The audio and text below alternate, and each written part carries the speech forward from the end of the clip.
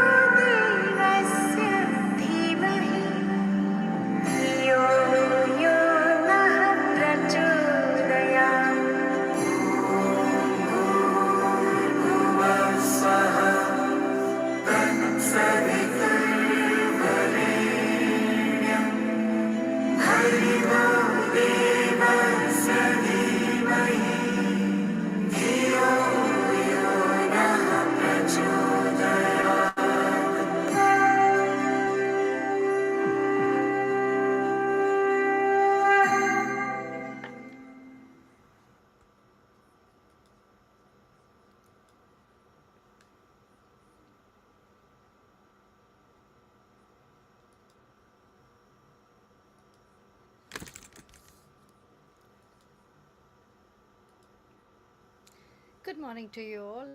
I hope you're all waiting.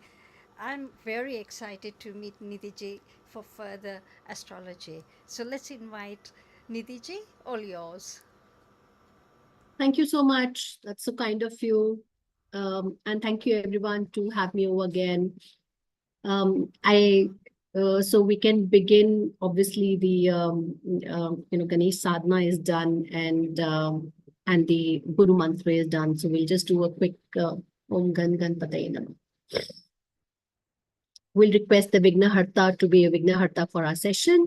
So how many of you did the Gayatri mantra jap on the Gayatri Jayanti?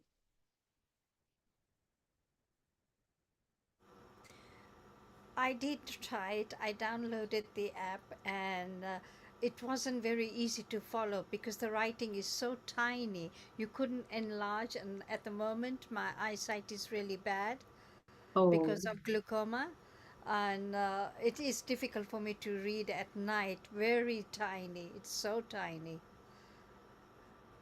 But I did logged in. I did log in. That's nice. I'm very happy that you could try and do it, Yes. even though it was difficult for you, but nice, you did it. Wonderful, Ilaji. You've started for 21 days. That's very nice. So how many jobs do you do in these 20 each day?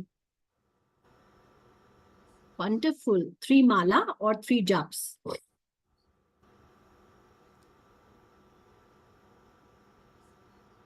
Anyone else who did it? 3 mala. Wonderful. That's very nice. Anyone else who did the Gayatri mantra job? Ilaji, you'll really see a nice impact after 21 days because Gayatri mantra gives a very beautiful impact to you once you've done the mantra chanting. Anyone else? Did anyone use that app, Sadhana app? This is Ilaji. I used the app, Sadhana app. I've used it previously, so I've already got it downloaded, and I've done a couple of different havans on there. Oh, wonderful. You've done the yagnas over there. That's very nice. Yeah. So I've started doing certain bits on there, but the Gayatri mantra I found was very slow. So I decided to do it myself instead. So that's nice. I'm not But you can using do, not using sorry. the app. I'm just doing the mantras myself. That's nice, but you can also do something is you can, do the entire, if you're doing sadhana, you can do the sadhana and you can mute the mantra and then again unmute it. Right. Okay. Yeah.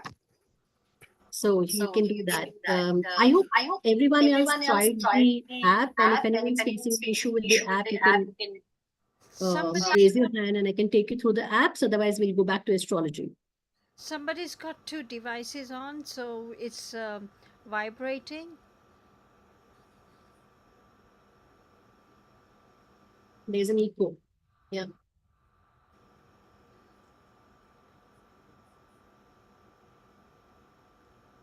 So I guess no one's responding. It'll be very nice if I can see the faces. Ma'am, can I ask a quick question? Yes, please. You know, I do Om Namo Shivaya. Can you tell your name, because I'm not able to Oh, see. yeah. My name is Rani. Okay. So I do Om Namo Shivaya, Ek Japmala. I used to do 7 Hanuman Chalisa. Then I used to do the Ganesh Vandana. And there was another thing I did. And then I heard someone say that these are two contradictory things. You should not be doing them. Just stick to one thing. And I got so scared after that I've stopped everything except Shivji, who I love, and Hanumanji, who I love even better. Ab main kya karu? I'm in such a quandary as to what I should do. I love So you love your mother and you love your father? Yeah, I do. You love your all children equally? Good girl. I've got my answer. Thank you so much. So you can pray to anyone you feel like. Anyone. Achha. And as many times, as many days, same day you can pray to 5 of them also. They don't compete amongst each other. Whosoever is saying has very little knowledge, because ultimately they're one. They don't compete with each other. It's like, I remember someone asked me, I offer bhog to God. And, I have got so many idols in my mandir. Who do I offer to? Because my love is for Krishna. If I offer to Krishna, then I'm not able to offer to Shivji or to Mata. How do I do? So, the answer is that they're all one. Whether you offer to Krishna, you offer to Shiv, they're all one. So that's... other thing I wanted to ask you was, chalte phirte ye kar sakte hain? While I'm walking, while I'm lying down, can I do it? Hanuman Chalisa is not advised to do lying down, while walking or while in your car. Okay. Because it's a more potent, stotra. But yes, there's no harm. A lot of people do while bathing. A lot of people do while driving. There's no harm in it. But I do it while I'm cooking, because I get the longest amount of time. Then I'm standing, I'm cooking, and there's one thing I know it by heart. So वो मेरे से बहुत जल्दी हो जाती है, and I enjoy doing it so much that I can't tell you. Wonderful. If you enjoy it, it's the while ultimate. I'm cooking. Whatever. Ideal, if you're doing it with a purpose, either a material purpose or a spiritual purpose, then it's better to sit and do the sadhana or sit and do chants.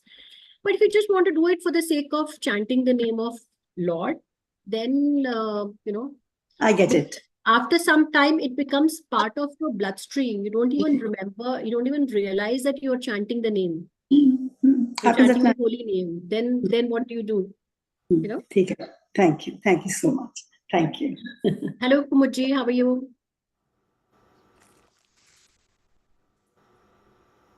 I can't hear you. You're mute. Yeah, I chant my Gayatri mantra every morning when I go in the garden, and I just welcome the flowers and pots and whatever is new.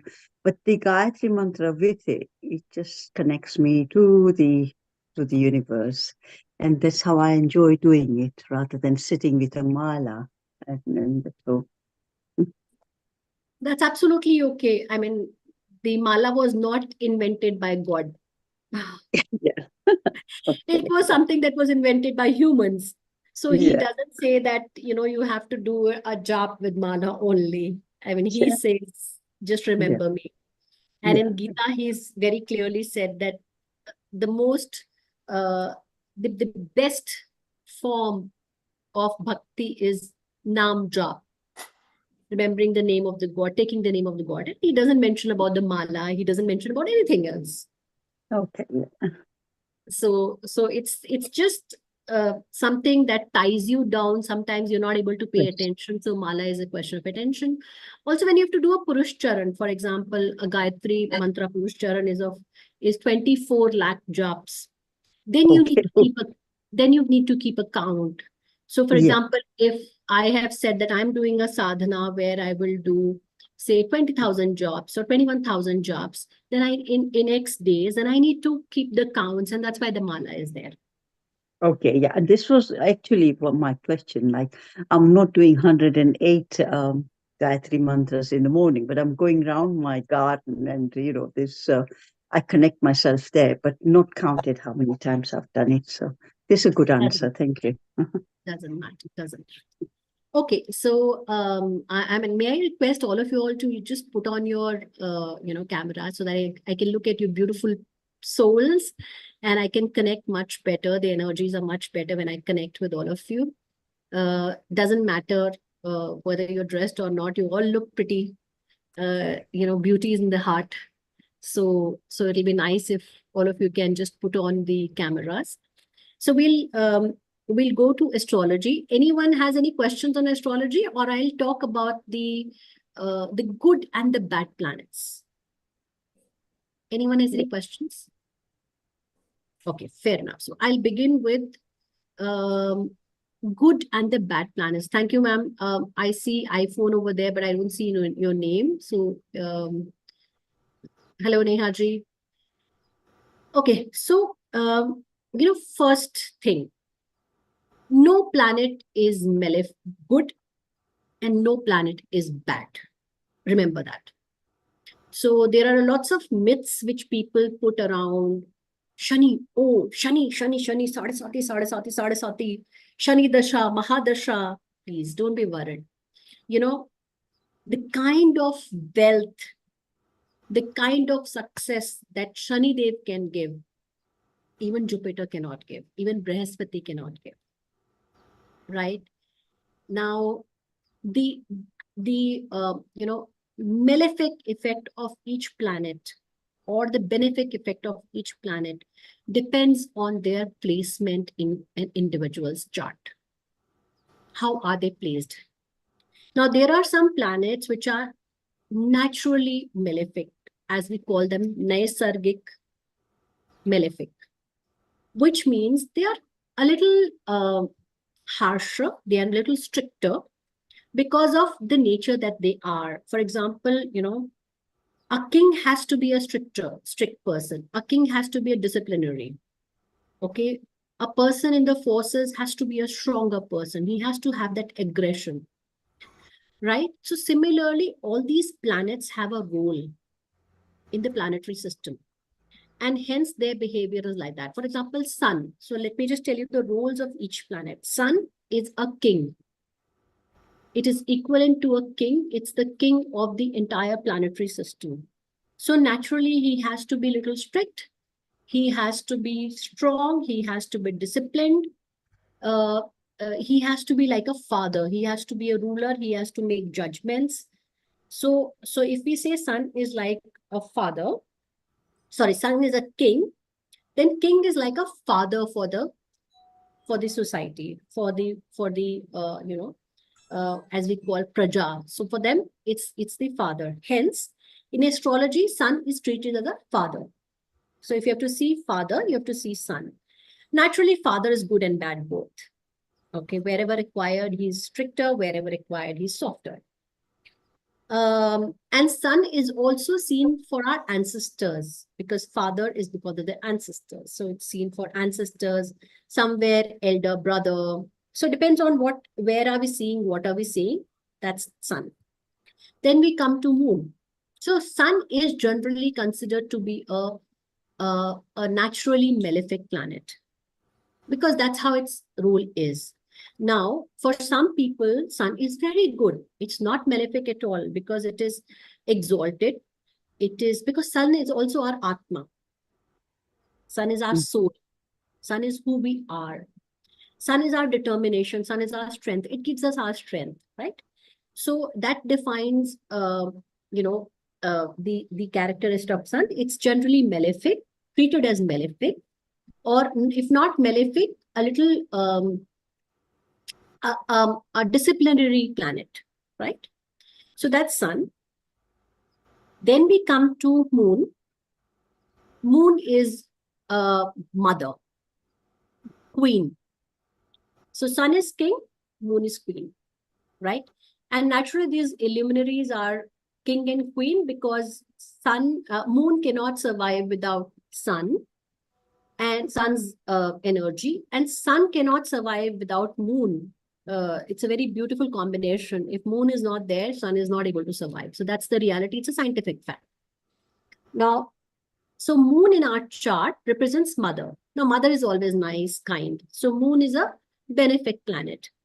But this moon being benefic can become malefic in a chart if moon is placed, if moon is weak, it is deblated. Or if it's in a nakshatra of a malefic planet. For example, moon in a nakshatra of Rahu or Ketu becomes malefic. Moon with Rahu or Ketu or Saturn or with Mars becomes malefic. So I'm just trying to explain that no planet singularly is malefic or benefic, good or bad. So as I said, moon is mother. Mother generally is nice. So when we have to see mother, we see moon. Then we come to Mars. Mars is the chief of commander. Okay. He is, the one who, as we say, the chief of commander of all forces. So he's the chief of commander of all forces. So naturally, he has to have that energy in it because he has to run the entire force. So that's why it is aggressive. That's why it is strong. That's why it has a greater willpower. That's why it is, reactive. Now, Mars is also a naturally malefic planet, right? Mars is considered to be a naturally malefic planet. But times, Mars is very good. For example, for sports people, they have an exalted or a very well-placed Mars. For example, for a dancer, the Mars would be very good because you need that energy. You need that determination to practice. You need that discipline to practice. You need that, strength. For example, for a dancer, Mars will be placed in a manner that feet are being shown. It is a representation of feet in that particular chart. So we can see this person could be a dancer. A sports person using hands, the Mars will be placed in a way that hands are depicted. Someone like a surgeon, their Mars has to be good. Even their sun has to be good, a medical surgeon. Everyone in the forces have a good Mars. So Mars is benefic, favorable, and non-favorable. So, for example, a thief would also have a good Mars. Someone who's shooting without any reason in US would have a very strong Mars because he's able to has that courage, because Mars is courage. This person has that courage to pick up the rifle and shoot, right? But his Mars is malefic because his Mars would be under influence of negative things. Now, maleficity can be seen by many other things, aspect, conjunction, placement, a lot of things are seen over there. Then we come to Mercury. Mercury is a prince, right?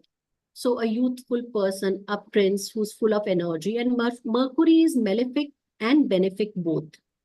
So a child, prince, who's not yet decided where it has to be. So if it is in a good company, he'll be nice. If the prince is in a bad company, he'll not be good. So being a prince, young person is good and bad. And Mercury represents wisdom, knowledge in our chart. It represents youth. People who have got good Mercury never look old. They look always young. They look always younger. It's where people with good Mercury are good in mathematics. They are good in commerce. They're good CAs. They are good in physics. So that's Mercury. Naturally malefic and naturally benefic, both, depending on where it is. We come to Jupiter. Jupiter is the natural benefic because it is the Dev Guru. It is the Guru. So it is the Brahma Guru of that particular princely kingdom as we define. So naturally, Guru is always advising, always good. So this is one planet which is always benefic. Even if it is malefic in certain places, it's generally considered benefic unless and until its placement is very, very bad. Still, it's considered benefic. So Jupiter is our intelligence. Jupiter represents children. Jupiter represents wealth. Jupiter represents spirituality. So various things that Jupiter represents. So let's come to Venus. Venus is Shukracharya. Okay. Again, Venus is the Acharya of the demons. So that particular force which is not very positive, it's the Acharya of that. So Shukracharya. Now Venus, Shukracharya was very creative. He brought in always new ways to fight with the devas. So Venus represents creativity. Venus represents our Venus represents wife. Venus represents our love life. Venus represents the reproduction of human race, reproductive organs and your other parts. Venus represents our beauty. Venus represents our luxury because, Asuras was all about luxury. They always needed something. So that's Venus. Then we come to Saturn. Saturn is the judge. So he is someone in the princely estate who's a judge in the kingdom who decides on good and bad. So that's why it is called Karmadhipati. So he is someone who will decide of what results you get, what outcomes you get. And again, so if you do good karmas, Saturn is good. If it's placed well, if it is strong, if it is exalted, you'll get good results. If you don't do good karmas, then Saturn is strict. So Saturn is a disciplinarian. Saturn represents our workforce. Saturn represents our servants. Saturn represents people of other castes as well in some areas. So that's Saturn. Then we come to Rahu. Rahu and Ketu are considered as shadow planets. They are not planets, but they are the nodes of moon. Okay. Now, Rahu is a planet which impacts sun. So Rahu eclipses sun and Ketu eclipses moon. So if sun is with Rahu, then sun gets impacted. So naturally, if the king is with a demon, then demon gets impacted. So as we have heard the story of Raja Parikshit, he allowed Rahu to be in his head when Kali Yuga was beginning. So that's the impact on sun. And Ketu impacts the mother. Now Rahu is generally a malefic planet. Same as the Ketu as a malefic planet. But Rahu, if placed well, gives us heights in spirituality, gives us a lot of wealth, because Rahu is a planet of expansion. Rahu is a planet of illusions. It gives us illusions. It's a planet which allows us to dream. Now, only if it is well placed, then you can dream more. You can expand more, right? But if it is not well placed, then you go in the wrong direction. Probably you will become a gambler, right? You will not make right decisions because you're illusioned. You will you'll be overconfident. You will try to, chew more than you can bite, right? So, sorry, you'll try to bite more than you can chew. So that's about, Rahu. Again, Ketu. Now, Rahu is the head of the demon. And have you heard of this story of Vrishbhanu, of Rahu and Ketu? Are we aware of this? Anyone's aware of the story? Okay. So what happened when the Amrit Manthan happened, Samudra Manthan happened, and when we got that Amrit, the Somras, it was the Devs who were sitting in the queue, and the god had said Devs will have it. Now Vrishbhanu was a demon, and he smartly, went and sat with the Devas when this tussle between demons and Asur and Dev was happening for that pot of Amrit. And when Lord Vishnu took Mohini avatar to take that Amrit from demons, in that whole process, Vrishbhanu went and sat. And so when Mohini started distributing, Lord Vishnu started distributing the Amrit, when he reached Vrishbhanu, which is the demon, he gave him Amrit. He had that Amrit, but he suddenly realized that he has cheated. So Vishnu cut him into two parts. But since he had had Amrit, he wouldn't die. So the top part with face, arms, and up to the abdomen is Rahu. And the lower part without the head is Ketu. So Rahu has brains, but it doesn't have legs to walk. So that's why it sets illusions. So it only works through brains and expanding things, right? Whereas Ketu is leg, but headless. So it will take actions, it will move, but it will not have head to take decisions and decide. So Ketu is a planet for spirituality. Ketu is a planet for abandonment. Ketu is a planet for, alienation. So wherever Ketu is sitting, you're not very attached to that. It's a planet of detachment. Very good planet for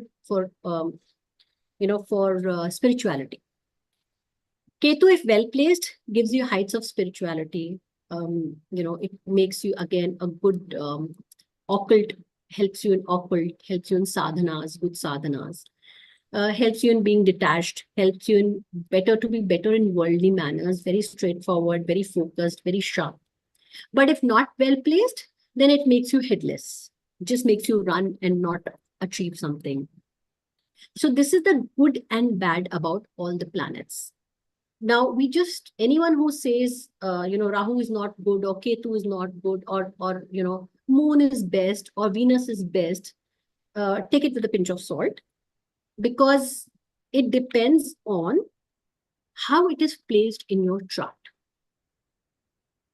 right? Secondly, even if it is not benefic, it is malefic in your chart, its role will only come into play if its Mahadasha, Antardasha or Pratyantardasha is there or in the transit. So I'll explain you the transit later. Or in the transit, the planet is impacting you, your moon, your lagna, or the same planet which is getting impacted. Only then these planets come into play. Otherwise, these planets don't come into play. So we always see if a planet is malefic or benefic, we see what dasha are you operating, right? So I'll give you an example. Just last week, a young girl, about 28, some came to me. She had Mars in her Lagna. And Mars in the Lagna, naturally you become a Manglik because of the rules specified in astrology, right? You have a Mangal Yog because you have a stronger Mangal. Mangal becomes a very strong planet because it's impacting your head, it's impacting your physical. Now this girl was just 26, 27. She was not able to get married. So she got a little worried because Mars is there. So a lot of people put a lot of ideas in her head. Fear that since Mars is there, you're not getting married. So someone made her do a lot of puja. And naturally, after 28, generally people with Mars and Lagna get married either after 28 or 32. So that was a natural progression. Naturally, she would have got married by then. And she should have got married after that only. So one, Pandit or astrologer told her that, do XYZ puja. So they took some money and did some puja for her. And as the luck would prevail, she got married as well. But, she thought that after doing this puja and getting married, she will not face problems in the marriage. Now she comes to me saying that, I did this puja, I did everything, I'm still facing problems in marriage. Well, if Mars is in your Lagna, aspecting your 7th house, you will face issues with your marriage. So then, as an astrologer, our role is to guide you, to tell you that, look, these are your areas of improvement. If you want your marriage to be successful, then you have to work on these 3 areas. You have to be careful about these 3 things. And is this lifelong? No, it's not lifelong. So she was operating an Antardasha of Mars, which was for a period of 8 months, which started along with when she got married. Naturally, because the Mars Antardasha was playing, she got married because Mars was active and Mars made her marry. So it is not essential that she will have a tough marriage. She said, should I separate? Should I do something? Just been married for 6 months and she wants to separate. Why? So I just told her, keep calm for another 4 to 5 months. Just control your anger. Don't doubt your partner. And just be cool. There's nothing else. Your married life is beautiful. Now, when you have that thought process, what are you doing? You're inviting such energies from the universe. When you have a positive thought process, you're inviting positive energies from the universe. When you have a negative thought process, you're inviting negative energies from the universe. So till the time it was a negative thing, Mars in my Lagna, not happy for my marriage, she was inviting that. She was always looking at marriage that way, and she always wanted to come out of a marriage. The moment I told her that, when she called me and she said, in 3 days, her relationship has got better. That's because your perspective to look at things changes. Now you're looking at things, oh, it's a small period of 5 months. Everything will be fine. I have a lovely marriage. So you're happy. You start looking at positive things. So as an astrologer, we are supposed to guide people about this. We're not supposed to put fear in the mind of people.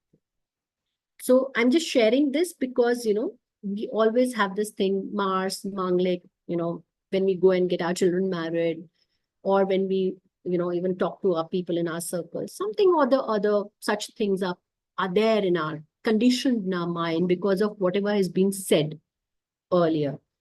But nothing is carved in stone. Everything changes. Even our, while we are born with a certain kundali, there are lots of things happening in the universe at every moment. Like while I'm talking to you today, tomorrow Saturn becomes retrograde. Now that retrograde Saturn will have an impact on all of us, right?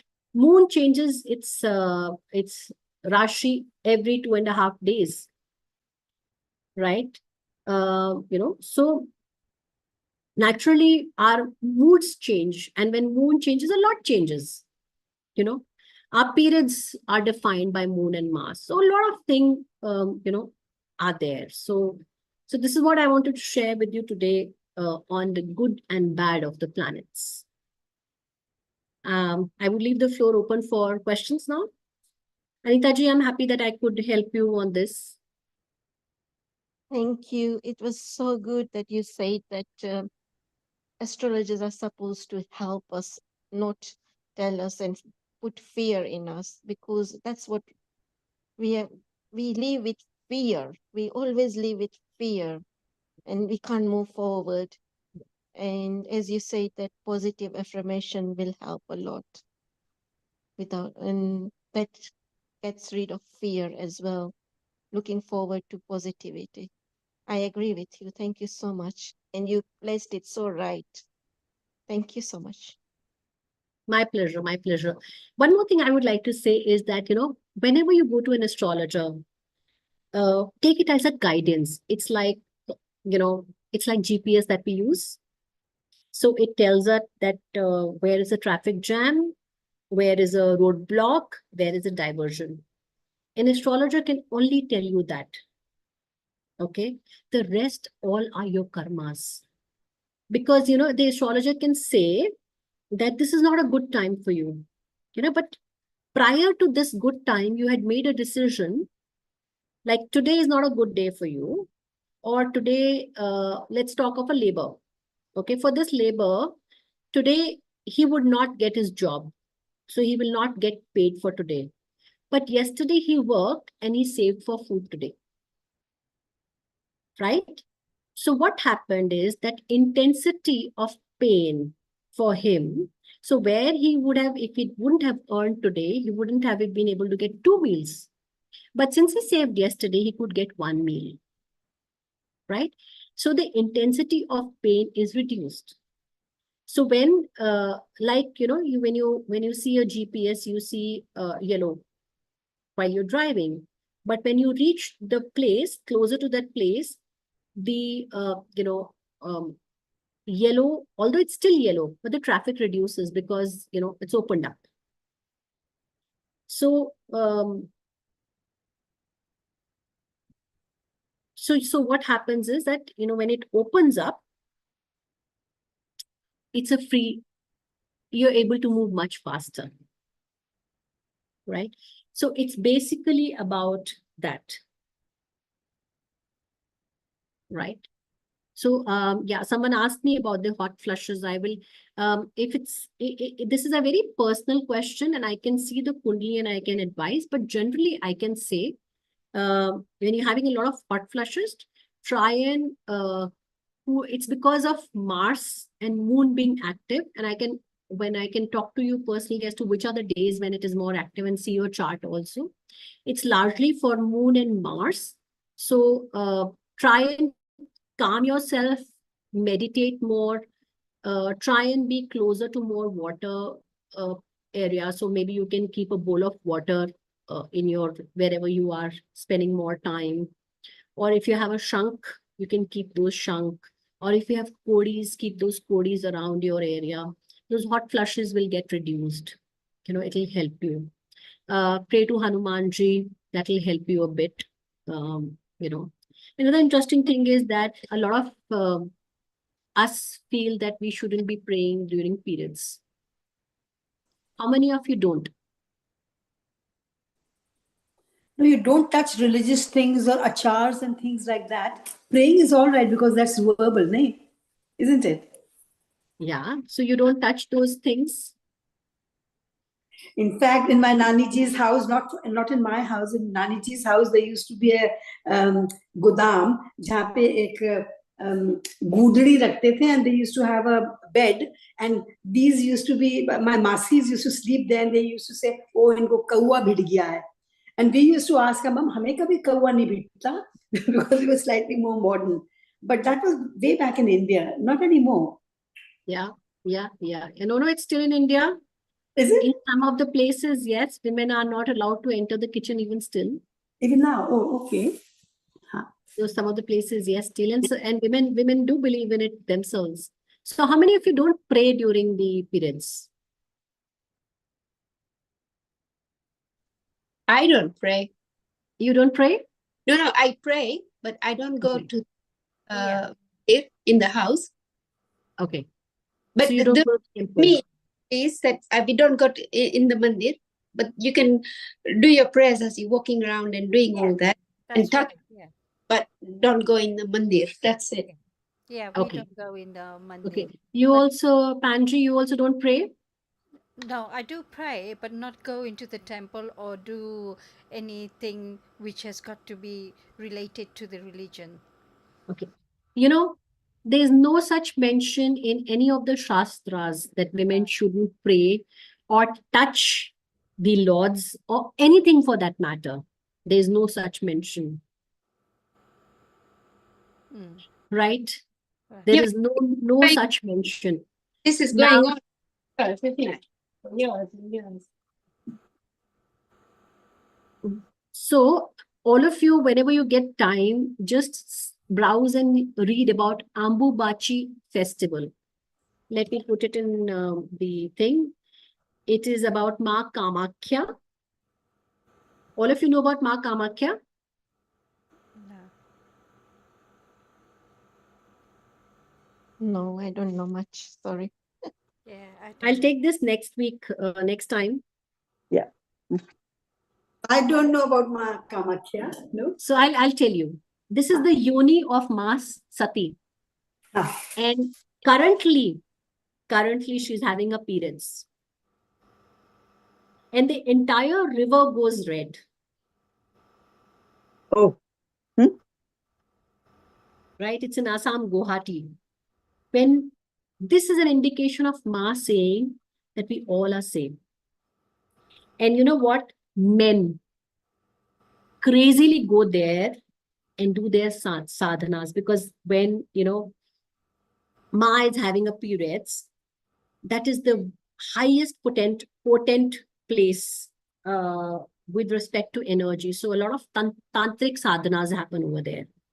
It's got very high potence because it is the nurturing, right? So read about this and you would enjoy, and then you will forget all your beliefs of not touching anything, not touching the achar, not praying, not going to the temple, and you'll start doing everything. So is these it are a physical? Is it a physical thing because it's hormonal thing? And is that what they believe in? What they believe that we are dirty or hormones are not very clean so or very whatever? very beautifully pointed out. See, in those times when this rule was set in, it was one way to protect women from going in the kitchen, because it was wood fires and woods were used, etc. And it was difficult for women to work. So this was one way to give women rest. Wow, that was our Also, rest. absolutely.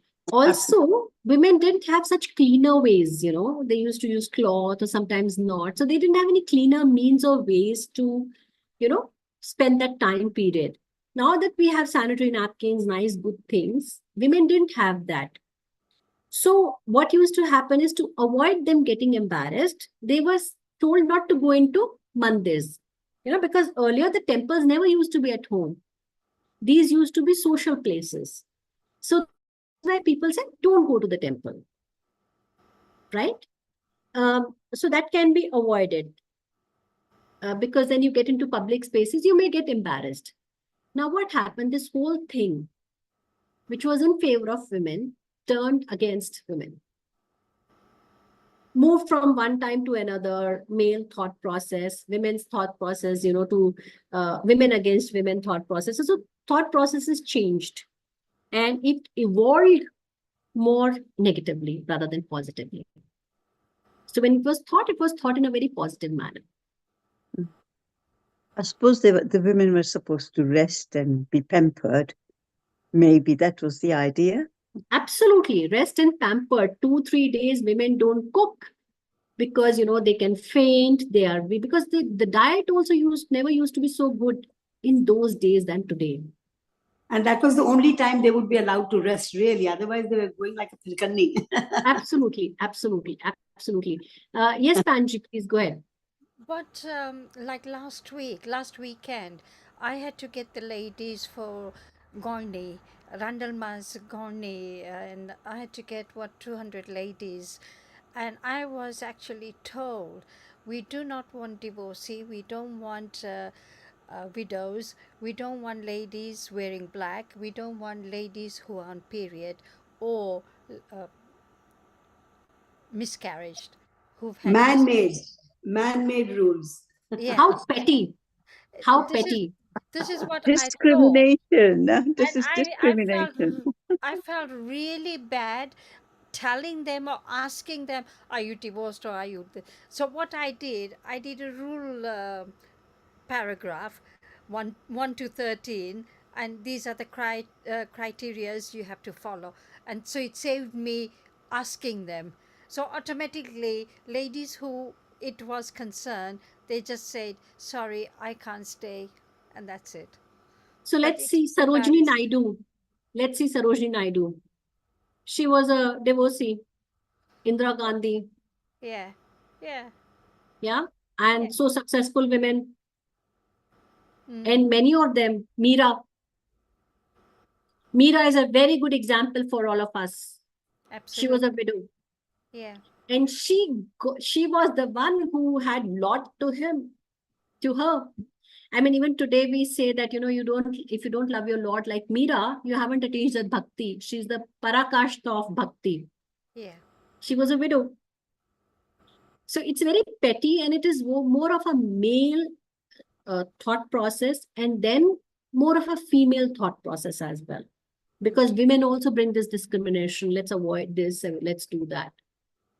So these are all superstitions, I would say, very clearly superstitions. So it's not true. We No, shouldn't no, follow no it. way, no way. No. Well, Anyone can sit. So there are some specific yagyas yeah. where a man and a woman has to sit. That's very essential. Mm. That's different. Yeah. But otherwise, there is no stopping. For that matter, for Kanya Dan also, if your husband is not there, as a woman, you can do the Kanya Dan. There is Yeah. no guideline which says a widow or a widower cannot do a Kanya Dan. Yeah. Yeah. Yeah. So it's very similar. Like when my mom died, we've got no brothers. We have 4 girls, and I said, no, I don't want my cousin to put the light to my mom's box, and I said, no, I want my elder sister to do it because she actually stayed with her 24/7. So let her do it. Let her press the button. And I think my cousin got really angry because he didn't get the chance to do it. And I actually fought, say, it makes no difference whether it's a son or a daughter who does it, and we are all girls, and I think we have the priority to do it. And that was it. I stick to that. I stick to that as well. Absolutely. In Shastras, women can do Mukhagni. Yeah. It is mentioned that women can do Mukhagni. It's nice, Vimlaji, that you did it for your daughter. It's very nice that you did it Kanyadan for your daughter. But anyone can do Mukhagni. There are cases of, Rani Lakshmi Bai did the Mukhagni of her husband because there was no male left in the family. Yeah. So there is no such guideline as such. So say one, for example, my daughter-in-law is expecting anytime now, and at in our Godrej, at 7 months you do the uh, ceremony for the pregnancy, like baby shower and that. And my daughter-in-law and my son said, Mom, I don't believe in it. I don't want to know. Ambi doesn't believe in it, and we don't want to do all these ceremony. So I said, Devin, we won't invite the whole world. We'll just have Kaka, Kaki, and us. That's it, and your mother-in-law. And he said, no, we don't want to do it. So I asked one of the priests, what are the procedures if my son has said no to me? And he says, oh, you got to do this ceremony, this ceremony, and this and that.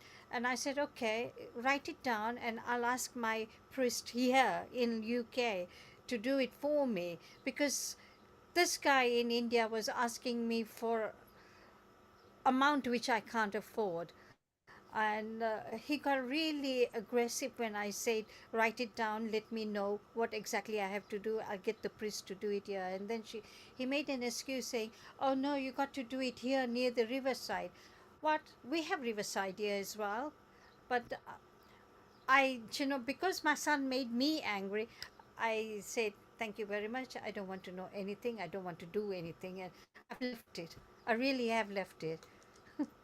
So there are Shodash, 16, there Gabra are something. 16, there are 16 ceremonies which are essentially done in a lifetime. Right. Okay. And this is one of them. The 7th month is one of them. Now we call it baby shower, and we've made it a function. Yeah. But this was actually welcoming a soul, because by this time the soul was actually ready. So these were the prayers offered to the soul. It was not that a baby shower, there were mantras chanted. Okay. Right? There was a ceremony which was done when before conceiving also there's a ceremony which is done. Okay. then 21 days after conceiving, then 4 months after conceiving, which is when the body is formed. So these are basically mantras done for their well-being, because it is said that at times between 6 and 8 months, the deformities happen, Yeah. right? So these were the mantras chanted to prevent the deformities. And that is why, because these ceremonies are not done and the mantras are not chanted, we see more of deformities and more of issues with children.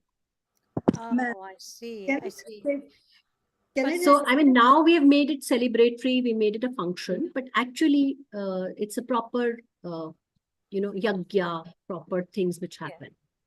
because in So our if you're not doing that, then doesn't matter. It's absolute. I mean, it's an individual choice. For example, Upnayan, which is we wear that thread, yeah, Janoi. Janu? Padmotri, genuine, yeah, genuine, yeah. yeah, So that genuine ideally has to be worn by everyone, yeah, every Hindu. So the genuine sanskar is done before the age of 8. Upnayan sanskar that happens. So the Shodash sanskar, 16 sanskaras, which are done in a human life. yeah, It is essential. Everyone has to do it before the age of 8, irrespective of, because our system was never caste defined. yeah, Caste definition was because of the work profile that we had. It's like manager, CEO, manager, lead role, and executives and trainees. So it's the same way as per the work profile. Hence, even a Shudra, which is who as per work did a job which was then that was defined as Shudra job.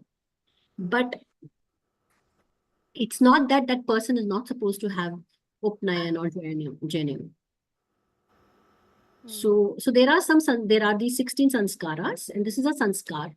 If we are not doing it, it's okay. I mean, it's an individual thing, but ideally, all of us should do it. Ma'am, in our children's time, we did absolutely nothing. एक तो हम आर्य समाजी हैं, but that aside, I mean, I am religious and my family background is religious, but ये rituals में we don't believe only because it's not convenient to do them here. And if I sit down in superstition and say, oh, I didn't do this, I would be in a bad state of mind.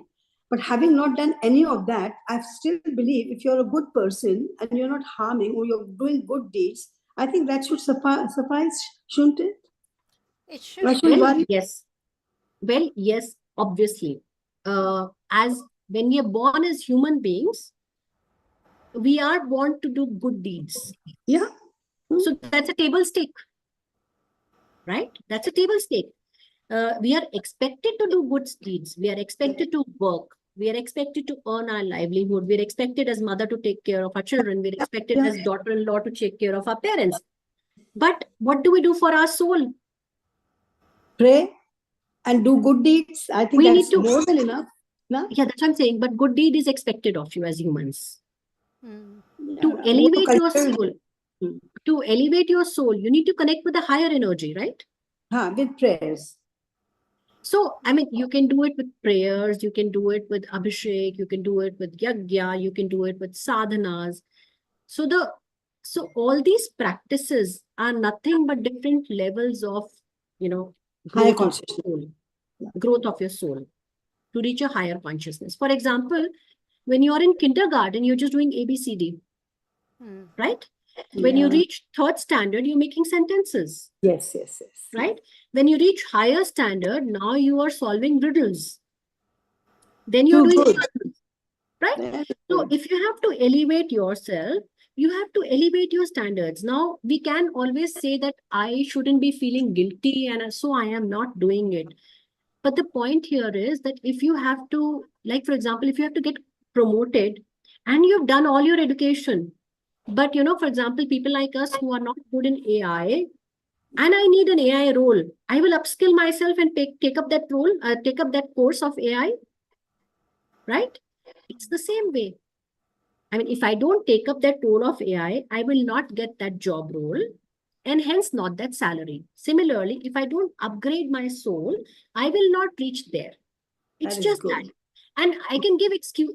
honestly, I would call them excuses. I will give excuses to myself if I can't do that. Am I being, I don't want to live with that guilt. I don't want to.